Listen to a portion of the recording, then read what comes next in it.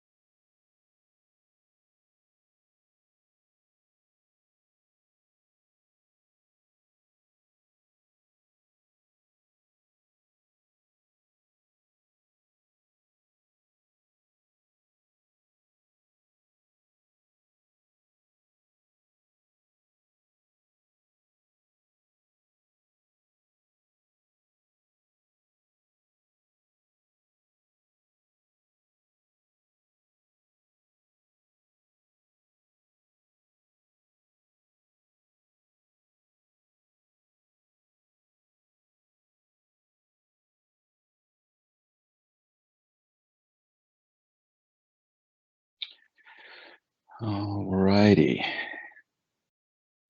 We're at the hour here. And I think we will jump in here and get started. So this is being recorded. So if folks aren't able to jump in today, they will have access to the recording. This is part 1 of 2. Hopefully you've got today's meeting as well as a Wednesday 1 p.m. meeting on your schedule as well. So my name is Ricardo Wilkins. I'm your Microsoft Customer Success Manager for the state of Ohio and for all the agencies in the state. And I focus on Teams and Office 365 and adoption in the agencies for those products. And so today, we're going to be talking about Teams, specifically knowing that many of you are now working remotely. So we're going to keep that in mind as we go through this. But again, as Teams is your primary tool, one, I hope you'll find that it's an effective tool for the work that, the change of work that you're now needing to do. And through these next 2 sessions, we'll go through some of the basics of what it means to work in Teams. So we'll try to make this an enjoyable experience. Again, if you have questions, you don't have the ability to interact with me through voice in this kind of session, so you don't have to worry about muting your mics or anything like that. If you do have questions for me that I can try to answer in this short time, put them in the Q&A section. I'll try to monitor that and answer. But also, I'll keep track of that so that I can follow up later on any questions that I don't necessarily get to hit on. Okay. So as you're seeing on the screen right now, this session will go through a kind of a full 10,000-foot overview of Teams and what it is, and then talk about the basics of chat. That's one of the components that are a part of Teams. Wednesday, we'll dive a little deeper and go into the basics of meetings, which I'm sure you're going to be having a lot more of now, virtual meetings, and also working with files and collaborating with your team members with files in Teams. So that's how we'll do it today. And so we'll start by jumping into an overview of Teams in general. So usually where I like to start is by talking about Skype for Business. I assume many of you are coming from using Skype for Business for most of your chat and meeting needs prior to Teams. And hopefully what this visual helps show you is that, yes, Teams is replacing Skype, but it is not simply a new version of what Skype does. So Skype is your chats, your meeting rooms, or your virtual meetings and contacts, and Teams does all of that with additional functionality, but also it's trying to do even more than that. It really wants to be your single place for all of your teamwork. So as you can see from this visual, managing your projects, collaborating on documents, and even integrating business applications, homegrown, or maybe websites that your team or web applications your team needs to use. Teams attempts to try to do all those things, and hopefully that'll kind of come through as we talk through this. But before I will jump into a team, I have a demo team that we can look at, and I'll kind of go through all the different features. But at a high level, I usually like to start here in terms of what is this Teams thing? Why do people use it and find it useful? It's really like four pillars to that, right? There is that ability to communicate more effectively, and I stress that part because we're communicating today and have been doing so for decades with email. But can we communicate even more effectively with some different tools like chat? So we'll see that in a sec. But communicating, securely collaborating, having meetings, and then integrating and customizing, our work. So from that communication perspective, from a team's perspective, chat is really at the core of the communication kind of pillar here.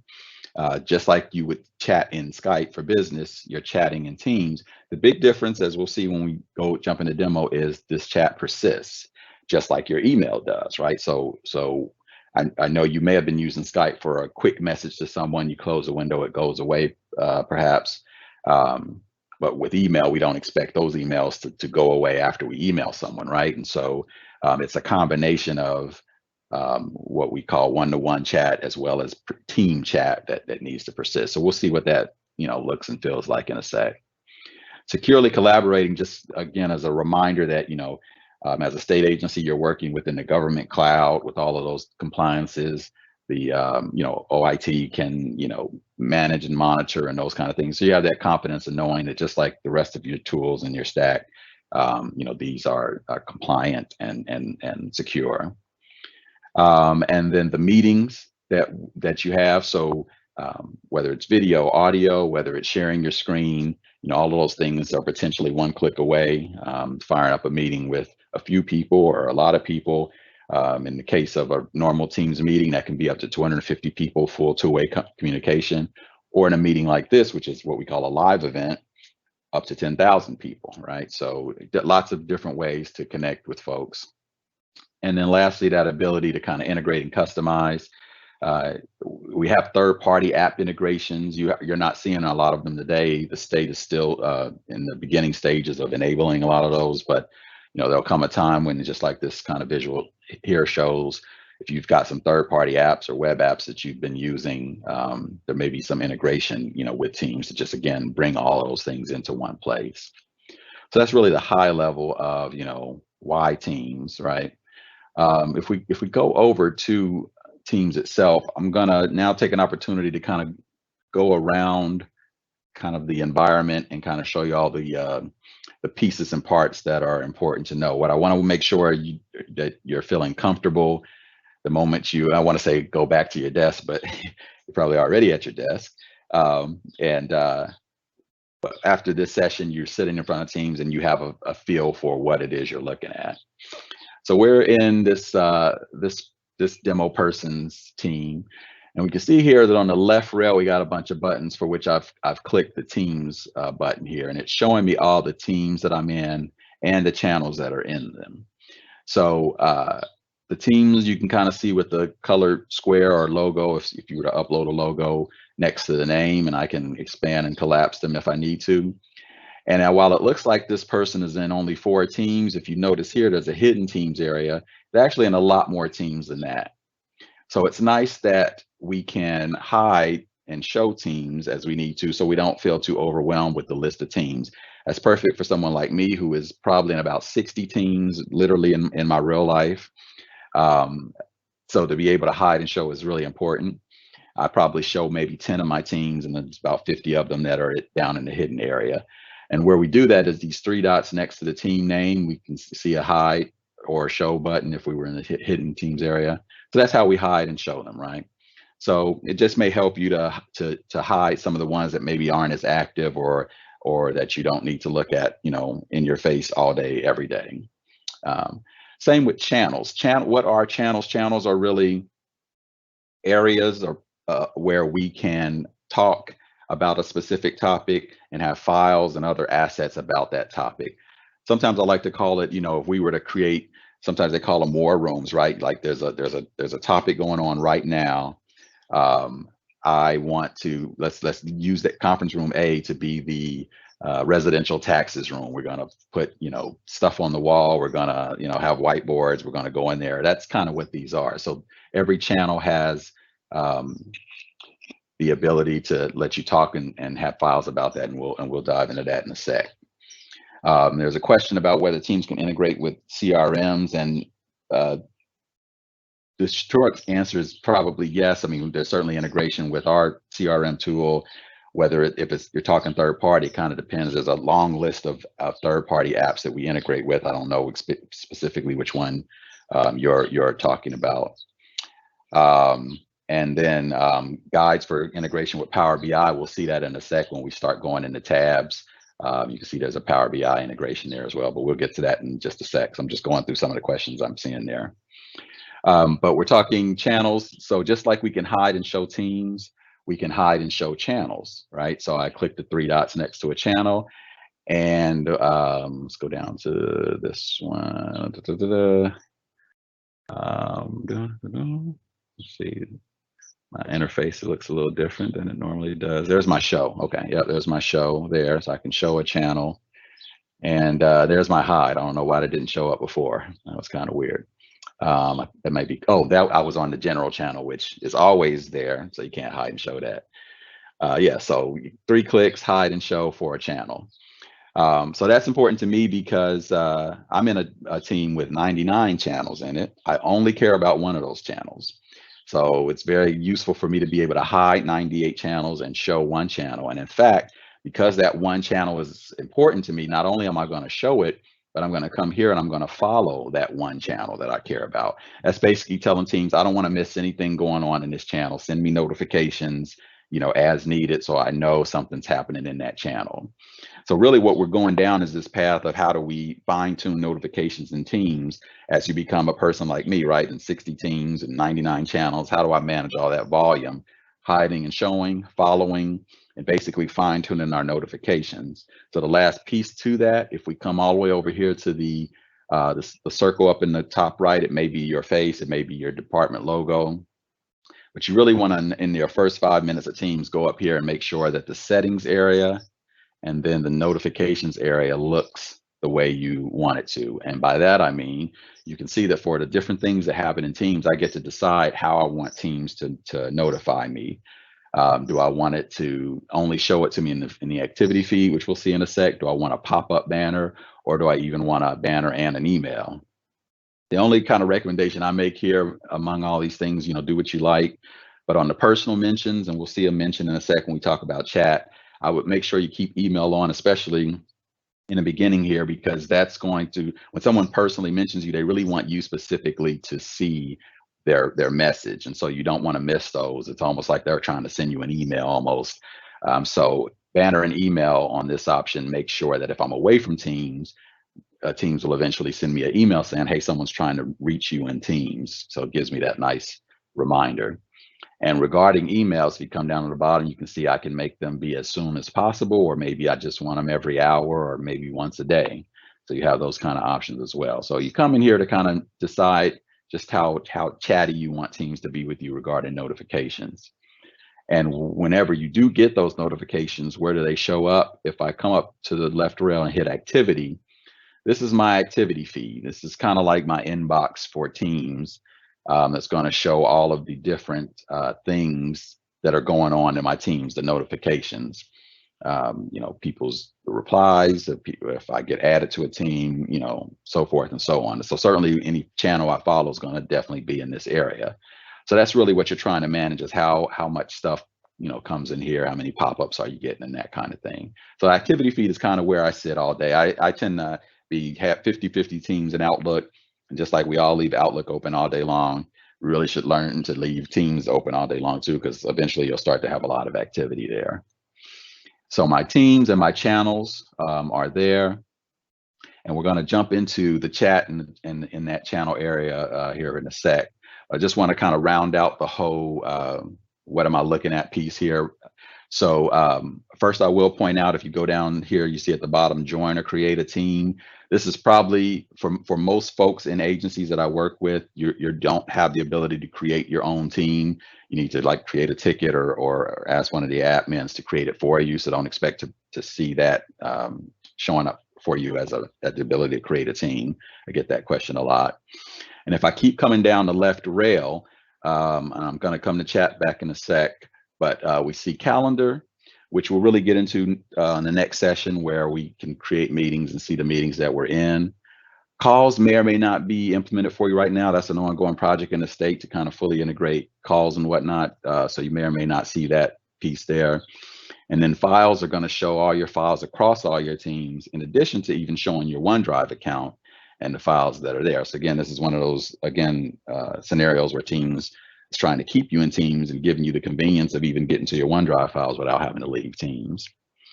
These other ones here, you'll start to see things like this eventually. These are third-party apps that I've just got pinned to the rail as well. Again, that's an ongoing project. There will come a day when more of these apps will be available to you on the side there.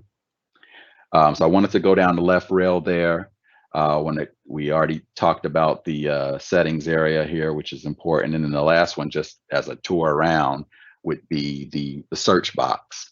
Don't forget you have a very powerful search box up top to search across all things in Teams.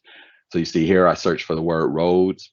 Not only am I going to find messages with the word roads in it throughout my Teams, I'm even finding files with the word roads, whether the word is in the title or even embedded on page 23 of this PDF document somewhere, right? So very powerful search engine that you have at your disposal as well.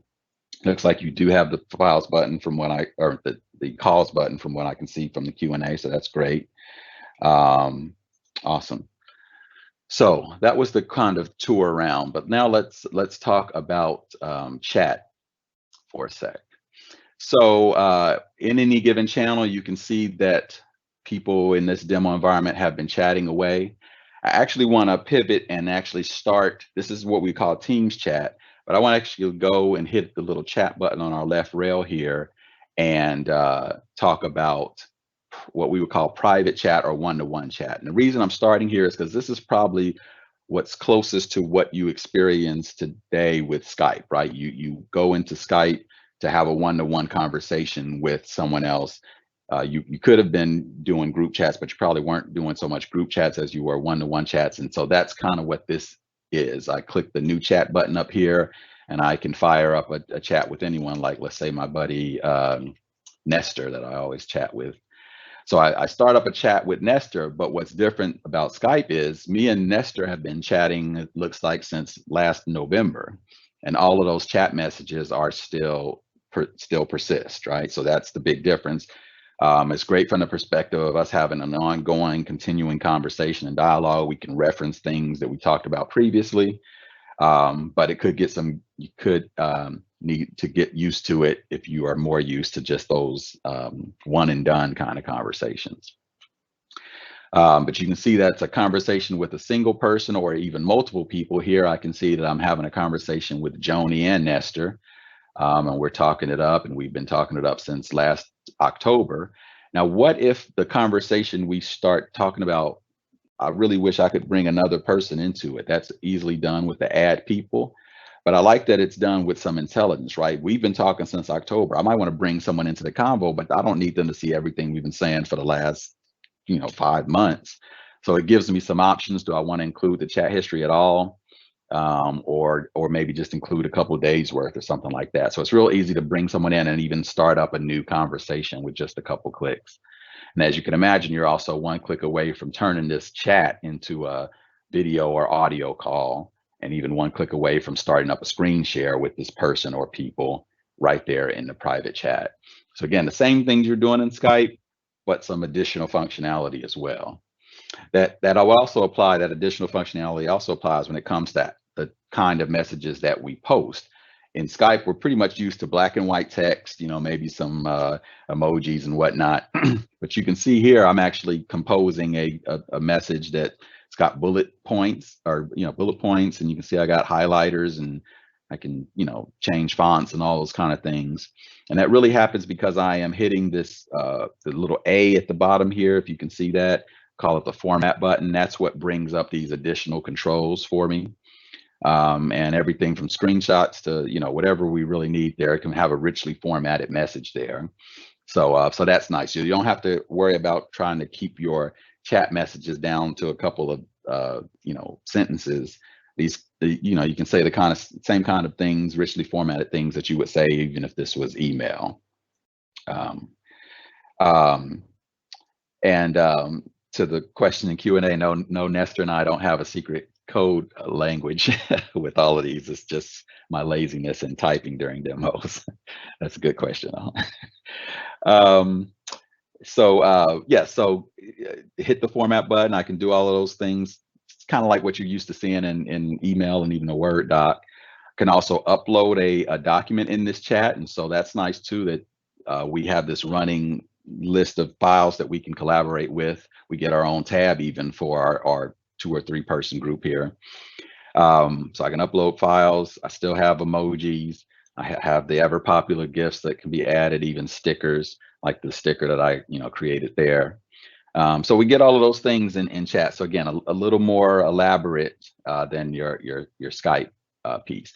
And so all the things we just learned about making a nicely formatted chat there, we're going to take that over to the Teams area and apply that same learning there. But again, last thing I'll show, just the recents list here of the people I've recently chatted with, contacts list, it's kind of things you would expect. But this is your what we would call private chat or one-to-one chat area. Again, I can chat with anyone really in the state in this area versus where we're about to go. I'm only chatting with the people in that particular team. So hopefully that makes sense. Can I use my cloud as my extra drive? So yeah, your OneDrive accounts, typically agencies use OneDrive to replace what would normally many agencies call a P drive or the network drive. And so I don't know what your agency specifically. From what I remember, I think you guys are on OneDrive, and that's meant to be your personal or your work drive for yourself as an individual. It is cloud-based, but I mean, to the question, can I use it as my extra drive? I guess the answer would kind of be yes there. If extra means in addition to your network shares. So let's go jump over into the Teams area. And again, we still have that same chat component. I'm starting up a new chat here, just like I did in private chat. I get all those same controls. The ones that are a little bit different, that are worth mentioning, at least today, I can do a regular new conversation, but you see I got to drop down here. I can turn this into an announcement, which just gives me a nice big banner that lets my message stand out a little bit more. But the key pro tip I want to talk about here, though, that will really help with frustration, at the bottom is where you start a new conversation, as it implies. If I'm up here and, let's say Deborah and Nestor have started this important conversation about the city of Contoso, if I want to add to this particular conversation, I'm actually want to hit the reply button underneath this conversation. That's different than the new conversation button at the very bottom. So that helps me keep my comments in line with the rest of that thread, so that when someone else comes back later, they can see all those comments, kind of in line.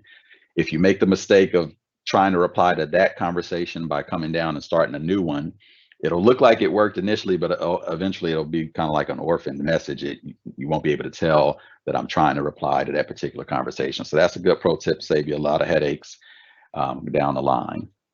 But again, other than that, replying and chatting, all the same things we just learned in the one-to-one chat, still apply here. You can see that people are also adding other things in here, like files and tabs and whatnot. And we'll talk about tabs in a sec, but we'll save files for Wednesday. Okay, so we'll talk about what it means to put these files in. And you can see someone's even added a screenshot in here as well, so you can easily do that as well. But the other important pro tip with chatting is this idea of the at mention, or mentioning someone. And a lot of times I'll go to agency, help them out, come back a few weeks later, and I'll say, well, I've been using it, but people are saying that they're not seeing the stuff that I'm putting out there. It probably means you just need a little more use of the at mention.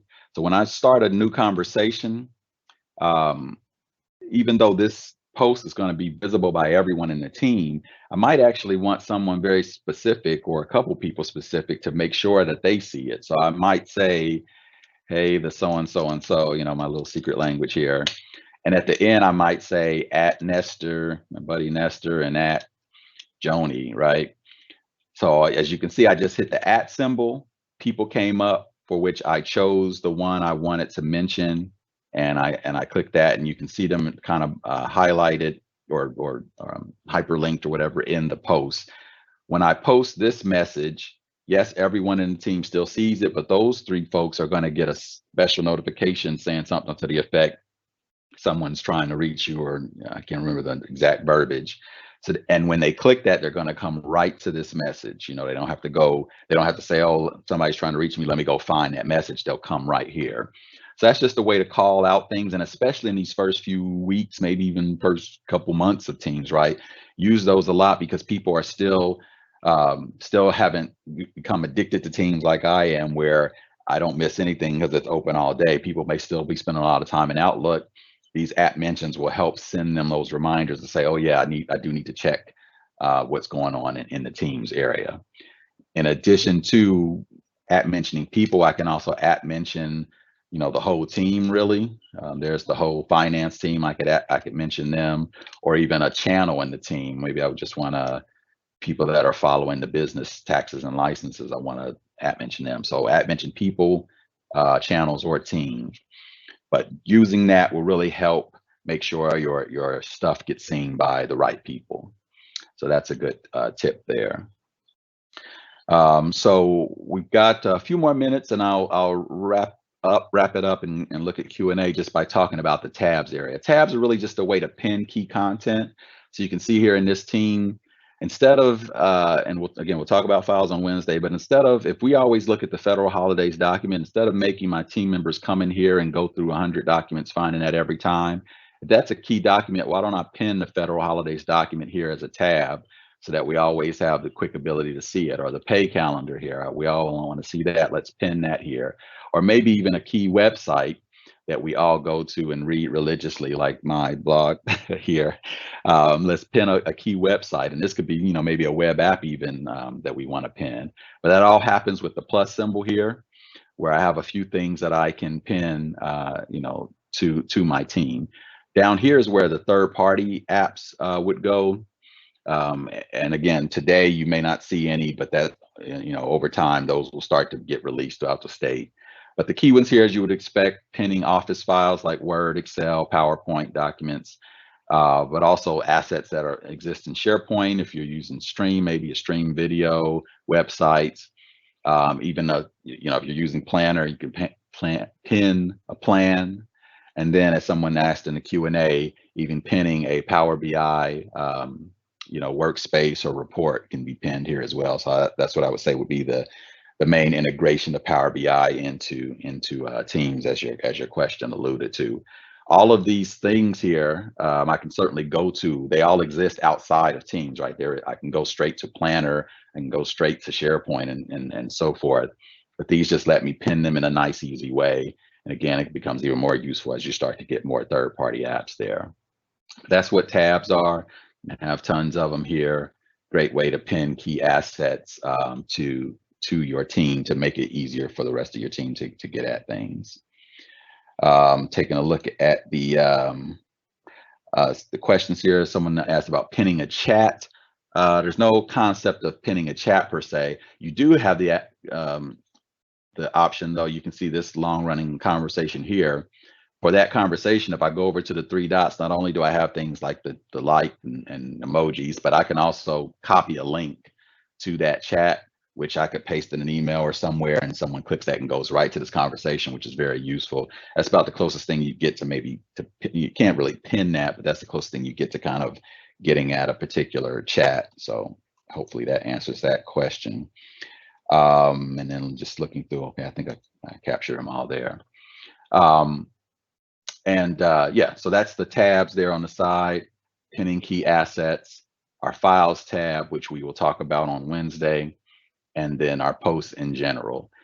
If I were to give some guidance here as you're starting to try this out with your team, and especially if maybe this looks a little overwhelming, at least initially, feel free to kind of maybe start your team's world, kind of spending most of your time in the one-to-one chat area, because that's most like what you've been doing with Skype. But again, don't be afraid to come out to the Teams area, where everyone can see it, and just throw the messages out there. This doesn't have to be elegant and formal. This is a working area, so just give it a try. And the other tip I would say is think about what channels to add to your team. I sometimes come back weeks later to a team and they're still just using the general channel. You have this opportunity that you want to leverage to make more channels, more war rooms out there where people can talk about specific topics, because the more you do that, actually, the more opportunity you're giving your team members to ignore things maybe that aren't relevant to them. Today in our email inbox, you get CC'd on everything for the team, and you have to delete and remove or read later and all these things. But if I'm on the finance team, but I'm not really part of the FY19 budget monitoring here, if you make a channel for that, that means that's something I can hide. And now you guys can talk about FY19 planning all day, and I can keep going on with my life without, seeing all of that chatter. So try to make some use of channels as much as you can. Just give it a try. You can delete channels if you don't need them later, but make a lot of them and let your users hide and show them as they need to. So that's really the high level overview of Teams, talking about specifically about chat basics. We'll talk about that on Wednesday. And again, there's lots of instructional, things out there to help. These are just a few of the links that I like to share. But again, I'll put this up on Wednesday as well. So just checking the Q&A here. A way to integrate Outlook in Teams. Today, that it's very minimal. There is a feature that's I think it's fully released a commercial today, where you can take an email, hit a button, and kind of bring it into Teams. So that's coming. That should come to GCC at some point. So that's essentially the main integration here. Outlook is still a pretty premium tool for managing your email and even your calendar. So I don't see Teams replacing it anytime soon. But from an integration perspective, that button is going to be coming to GCC at some point. And yes, that tab did change from conversation to post. I think, as you mentioned, as someone in the Q&A has mentioned, can we move a channel between teams? No, not really. There's not an easy button for kind of taking everything that's in this channel and moving it somewhere else. There's no real easy button for that, other than copy paste or screenshots or something to that effect. And those are all the questions I see in the Q&A area. So yeah, hopefully that helped.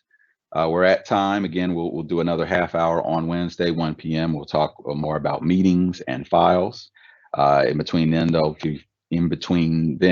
now and then, feel free to reach out if you got any other questions. But otherwise, I will see you on Wednesday. Thanks a lot.